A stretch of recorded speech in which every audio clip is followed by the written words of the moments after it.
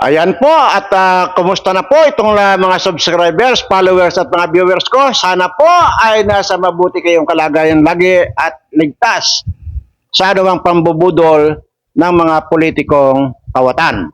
Ayan po at ang tatalakayin po natin ngayon, ayon pong panawagan ni Madam Lisa na tayo daw ay magkaisa na. At higit sa magkaisa, yung pong tigilan na natin yung paninira. Abay, napakaganda naman pong panawagan na ng isang First Lady. Abay, sino ba naman ang ayaw sa gulo? Sino ba naman may gusto sa gulo pala? Diga? Aba, ay ikon ako dyan. Yan ang pinakamagandang panawagan na nagkakaisa. At yung ang mga sira-siraan na yun ay itigil na. Abay, napakaganda.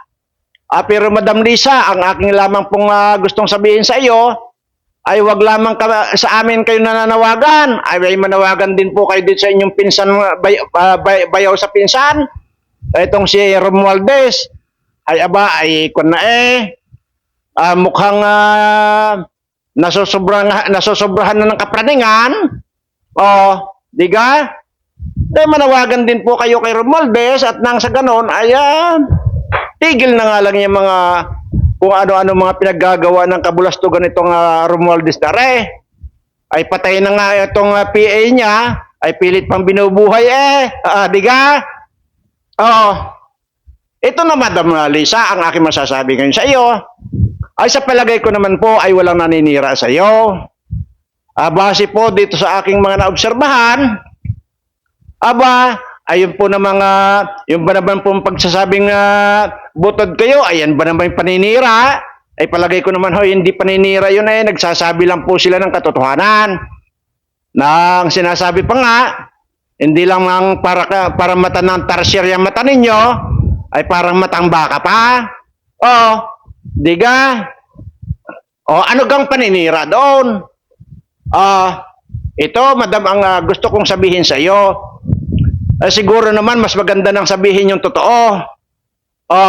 Ikaw ba naman, gugustuhin mo bang sasabihin sa iyo, ang si Madam Lisa, ang liit ng mata niyan. Diga? Di lalo kayo magagalit at kanyon. At maliwanag pa sa sikat ng araw na pang-iinsulto yun. At sasabihin pa halimbawa na itong si Madam Lisa ay maliit ang tiyan niyan, sexy yan. Diga?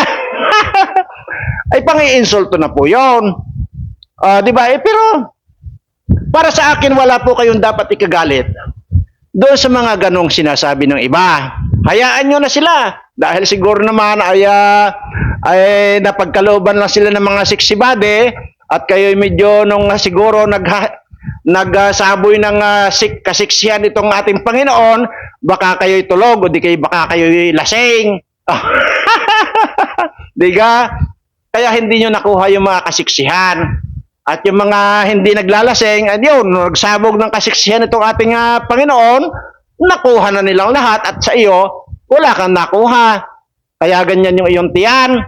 At sinasabi nga nila, hindi lang sila, si Marlica, na talaga namang butod ka. Diga? Tapos sasabihin kaya ni Marlica na, yan si Lisa, abay, napakasiksiyan, hindi butod yan. Diga? Mas lalo kang magagalit.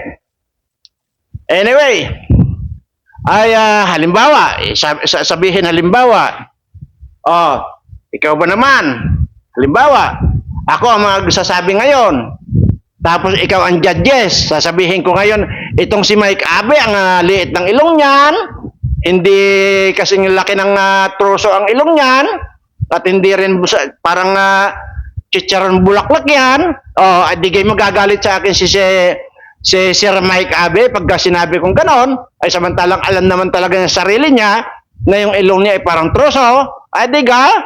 Ganon din yun, madam. Kaya huwag kayo magagalit kung sinasabi ni Maharlika na ikaw ay butod. Dahil ayun naman ang nakikita talaga. Kahit naman anong gawin mo dyan, hindi na maitatago ang pagiging butod mo, ay talagang butod ka na. Naman si madam. Tapos ngayon, nananawagan ka na na magkaisa na at wala na mga siraan, ay wala naman po naninira. Ay di kayo nagsasabi lang ng natotoo itong mga nakakakita sa iyo. Anyway, malipat na po tayo. Tama na po yung mga butod-butod na yan.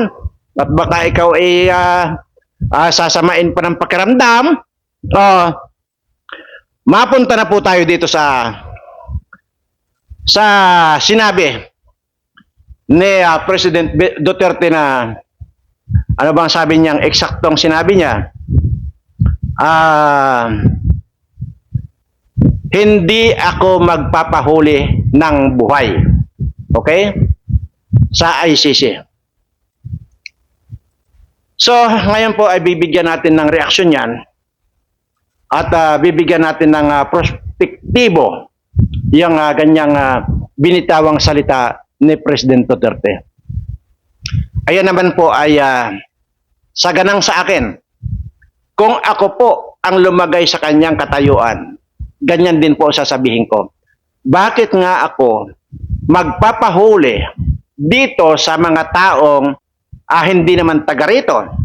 Katunayan yan, mga taong yan ay mga kanyan, mga demonyo yung mga yan. Bakit naman nga ako magpapahuli sa kanila? Adi, mahuhuli lang din ako. Pagka ako, ganun din sasabihin ko. Mamamatay muna ako bago nila ako madadala. Ganun lang yon. So, dahil doon ay mag-isip na po kayo kung anong kahihinat nun yan. Okay. Sige.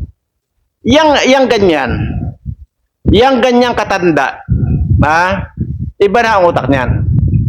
Kasi unang-una, sinasabi ko madalas sa inyo, 175 years old ko na. So kung ganun ang mangyayari, sabi ko nga sa akin, ganun din ang magiging stand ko. Bakit? Bakit pa? Matanda na ako. So ibig sabihin, bago nyo ako mahuli, makakapatay muna ako. At mamamatay muna ako bago ninyo ako mahahawakan or mahuhuli. Ganun lang yon. So ngayon, ano magiging epekto nun? Halimbawa na lang natin, ginamit nila na manghuli ay itong mga kapulisan natin, mga kasundaluhan natin. Sinabi na nga niya na hindi siya magpapahuli ng buhay. Pumunta kayo doon. Hulihin ninyo. Nirat-rat kayo doon. Namatayan na sundalo o pulis ng 1, 2, 3. Mapatay nyo siya. Ay ano ngayon? Matanda na yan. Di ba? Di parang parang nyo na rin siya pinatay yung mismong tao ninyo, mismong sundalo at kapulisan ninyo. Di ba? Ganun lang yon. At yan ba naman tanda niya na yan? Ganun pa ang gagawin ninyo. Ipapahuli ninyo. Para naman kayong talagang kwan. Yan ba yung panawagan na magkaisa? Lalo na ikaw, Madam Lisa. Mag-isip-isip ka. Ikaw ang nanawagan na magkaisa.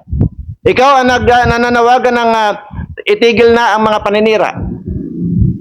Ay palagay ko naman pag nag-usap kayo nito, sigurado magtatapos yan sa magandang usapan. Hindi yung mga ganyan. Ito naman, si Kwan. Dito naman tayo kay Attorney Harry Roque. Doon sa vlog nitong si Attorney Harry Roque, ang sinasabi niya, hindi raw siya nakatulog at dahil nga daw tumawag daw sa kanya si President Duterte. At ang sinasabi na parang may information si President Duterte na huhulihin na nga raw siya. Ngayon, dahil doon sa vlog niya na yon, natural nagpapanik na yung mga tao. At ang isa sa nagpanik diyan ay si Attorney Salvador Panilo. Okay? Sundan po ninyo ha. So nung nagpanik na si Salvador Panilo, Attorney Panilo, tinawagan niya ngayon si President Duterte. Tinanong niya ngayon na totoo ba, Mr. President, na tumawag sa kayo kay Harry Roque at sinasabi niyong huhulihin na kayo. Ang sabi ni President Duterte, walang tumatawag, hindi ako tumatawag at wala akong tinatawagan. So ngayon na Attorney Harry Roque, paliwanag mo yan. Dahil kung hindi rin lang pala totoo yung sinasabi mo, ay parang mukhang mawawalan sa iyo ng tiwala ang tao. Dahil unang-una, itinanggi ni President Duterte na hindi siya tumatawag sa iyo. So ano ba talaga? Ngayon, siguro konting pitik, kaunti. Unang-una, sabi ko nga, nagpanik ang mga tao. Una dyan, si Salvador Panilo, na sabi ko, pangalawa na rin ako, nagpanik na ako. Yan ang totoo. Ay papaano? Doon sa pagkakagulat ko at pagpapanik ko, ay napakawalan ko na yung virus na nandito sa akin. Sa sobrang buwisit ko halimbawa, papaano na lang? Mabuti na lang kay papaano ay nagmumuni-muni muna ako. Kasi sinasabi ko naman lagi dito, hindi basta-basta magpakawala ng virus. Eh papaano na? Kung hindi ko na-control yung sarili ko at sa gulat ko o sa pagkakabigla ko, nahuhulihin na pala itong si President Duterte at ang magiging instinct ko halimbawa, pare-parehas na lang kayo mamamatay. Pare-parehas na lang kayo mabubuwal dyan. Papaano kung ganon? Ang naging instinct ko. Di ngayon, napakaraming nabuwal na tao. Marami na sanang nasa hospital, nasa sementeryo na ngayon. Di po ba? So ito pong sa akin ay paalala lang po. At tayo po ay magbalita ng tama. Tayo po ay magsabi ng totoo. Kasi nga po, hindi po natin alam yung pwedeng consequences ng mga binibitawan nating salita. Hindi po ba? Kasi unang-una sabi ko nga ano pa man yan, may kasalanan mang kiwala yan si President Duterte. Sabihin natin na either way, may kasalanan kiwala yan. Hindi rin talaga ako papayag na dadalhin yan sa kung saan. Di ba ang sinasabi naman niya, haharapin niya ang kaso niya dito sa atin. O yun doon hindi tayo makikialam doon. Dahil dito lilitisin. Pero yung dadalhin na doon sa ibang bansa na para doon litisin, para doon ikulong, yung tandang yan. Ha? Ugod-ugod na nga yung matanda. Di ba? Ganun pa ang gagawin natin na kung saan ay napakalaki ng ginawa ni President Duterte sa atin, lalo na sa pagkontrol ng mga droga na yan. Samantalang noong bago siya makaupo dyan, kaliwat kanan ang patayan. Rape. Imaginin mo, re-rapin yung buong pamilya. Pagkatapos i-rape, pati yung lula, puputulan pa ng liig silang mag-aanak. Yun dyan sa San Jose del Monte, Bulacan. Nang dahil yun sa droga. So ngayon, nung umupo si President Duterte, na-minimize. Hindi man na lahat, pero malaking pagbabago. Malaki ang malaking pagkakaiba. Hindi ba yun ang dapat ating ipagpasalamat sa kanya? Dahil unang-una, yung mga kriminal ay nakontrol. Yan po yung sinasabi ko. Nung gabi na yon, nung mapanood ko yung vlog ni Harry Roque, ni Attorney Harry, na yun nga daw, at tumawag na si President Duterte. Ibig sabihin, iba na ito. Dahil si President Duterte na mismo ang tumawag kay Harry Roque. So sabi ko, iba na ito. So, dahil may mga ako naman ako rito, may mga stock naman ako rito, mga ipoformulate. Ginawa ko na nung gabi. Nakikiramdam ako kung ano. So, papaano na? Kung hindi ako nagmumuni-muni, hindi ako nag-isip na mabuti, isinaboy ko na yung virus na yan. Sigurado naman ako, itong mga subscribers ko, hindi maaapektuhan ito dahil mayroon akong itinuro sa kanila kung papaanong sanggahin at papaano gamot sa lahat ng virus. E paano yung mga hindi nakapag-subscribe sa akin? Paano yung mga hindi nakakakilala sa akin? O di hindi na nila alam ang gamutan yan. Natural, pupunta sila ng hospital. Oh.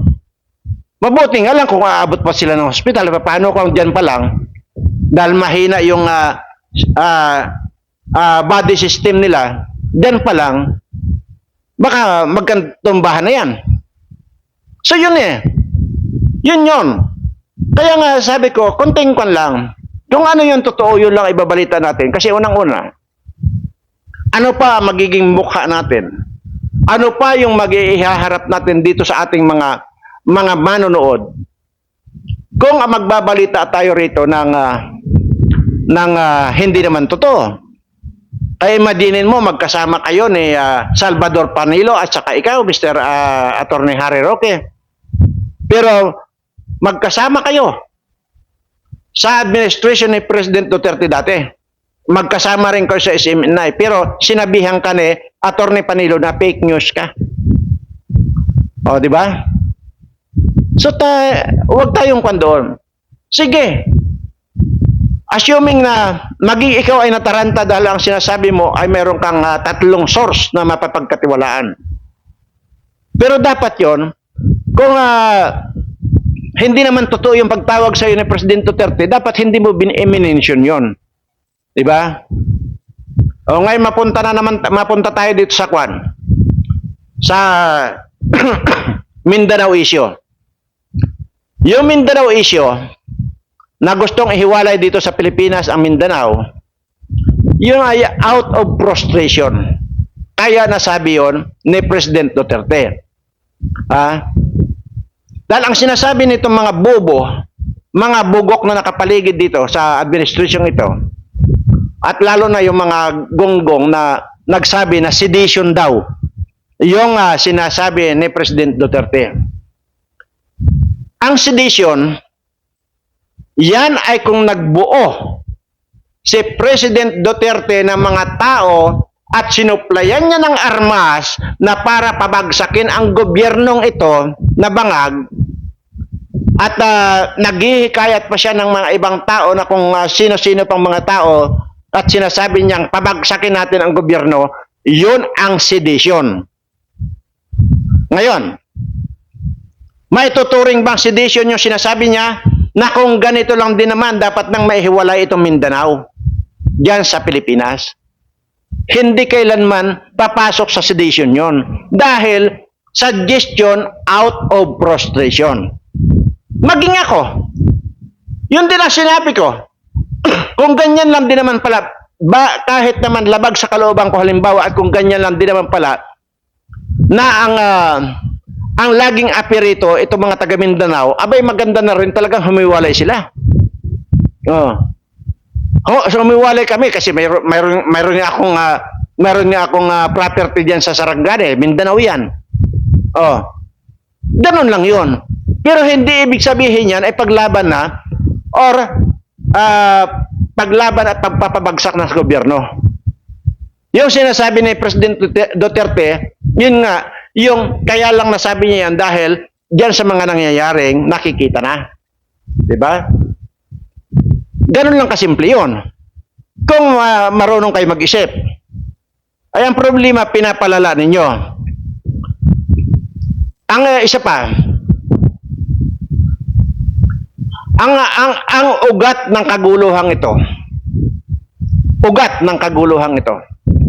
Pero bago yan, ay gusto ko lamang pong balikan itong panawagan ni Madam Lisa na magkaisa at wala ng siraan.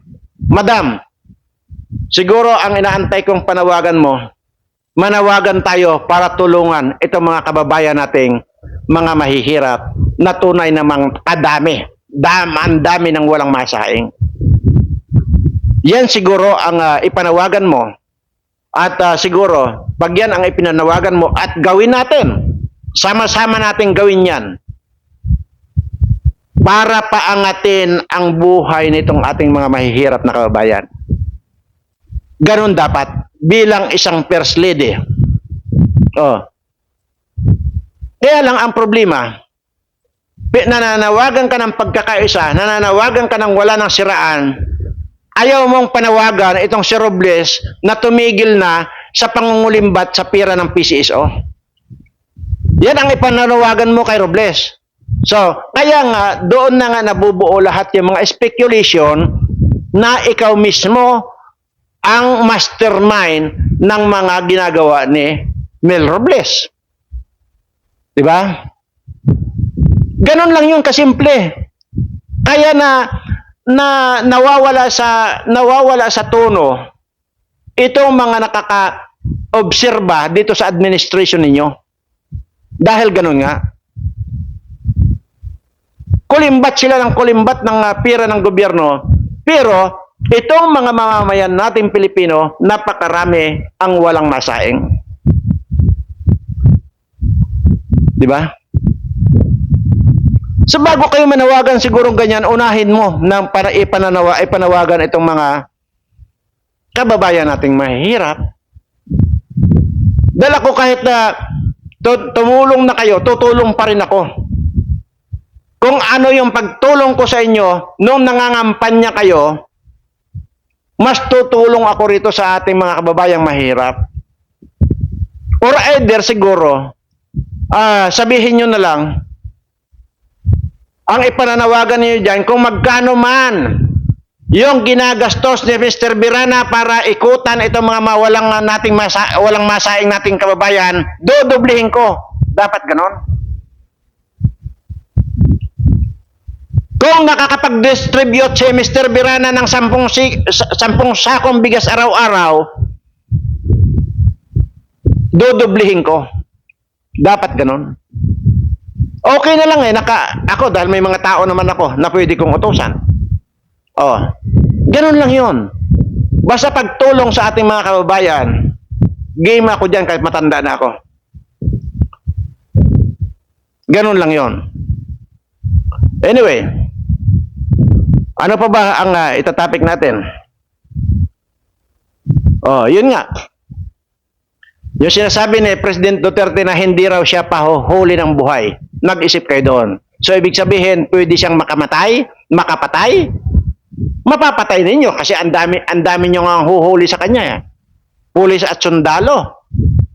Siyempre, makakapatay din yan kahit paano. Adi parang nyo ng kanyan, pero hindi pa kayo nakakasiguro dyan.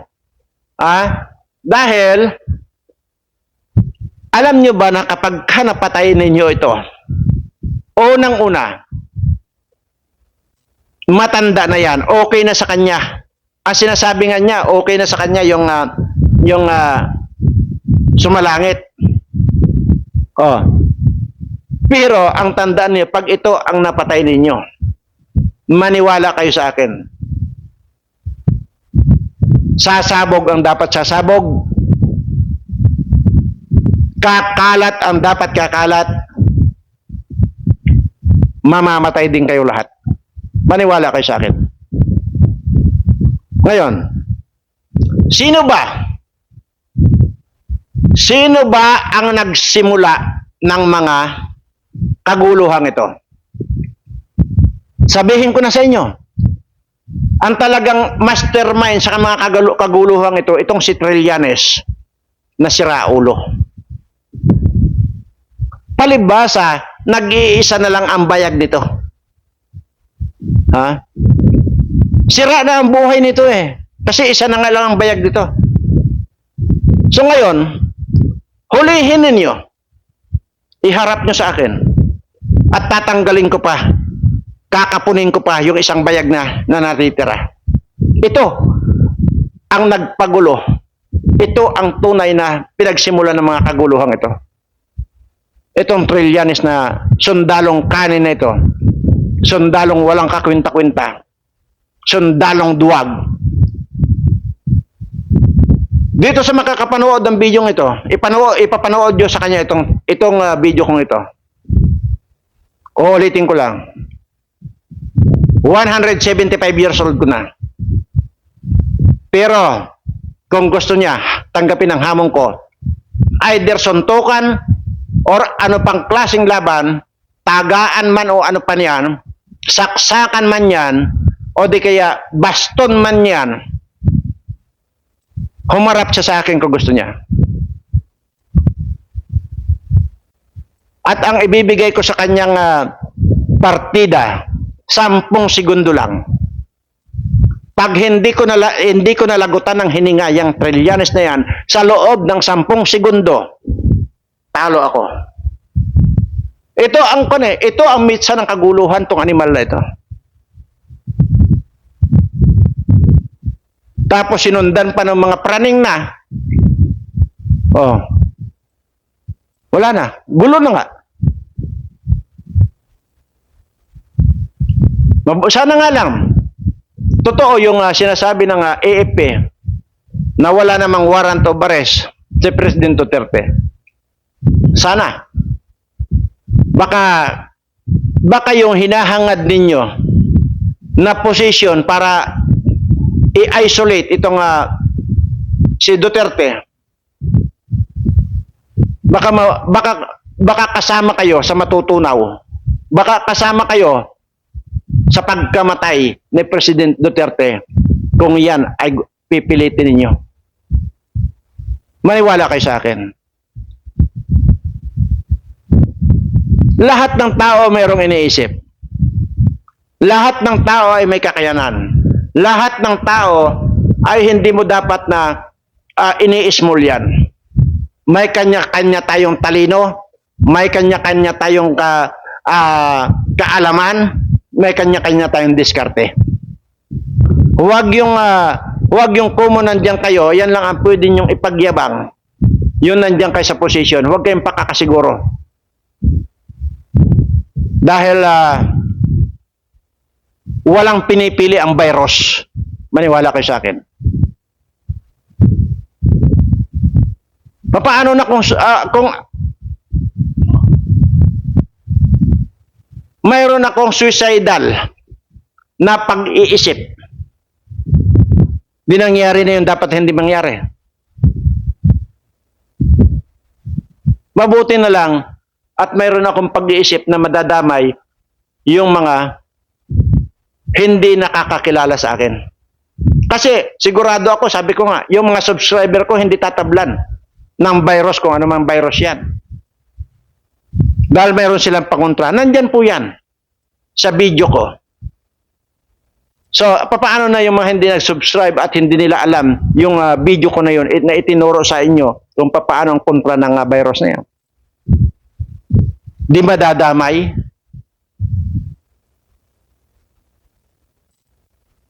Kaya minsan hinay-hinay tayo sa pagbabalita. Hinay tayo sa pagsasalita. At kung ano lang yung totoo, yun lang ang sasabihin natin. Kung ano lang yung nabalitaan natin, yun lang. At sasabihin natin, di o mano. Sasabihin natin na may nakapagsabi, pwede yun. Gamitin natin yun. Ay, itinawag sa akin. Pwede yun. Pero yung sasabihin mong eksakto na tumawag sa akin si President Duterte na ang sinasabi raw nung kanyang intel, huhulihin na siya, ay hindi naman pala tumatawag sa iyo si President Duterte. So paano na yun? At nung gabi na yun, Antimano, mayroon na akong pinormulate. Nag-formulate na ako. E paano yun kung pinakawalan ko yun?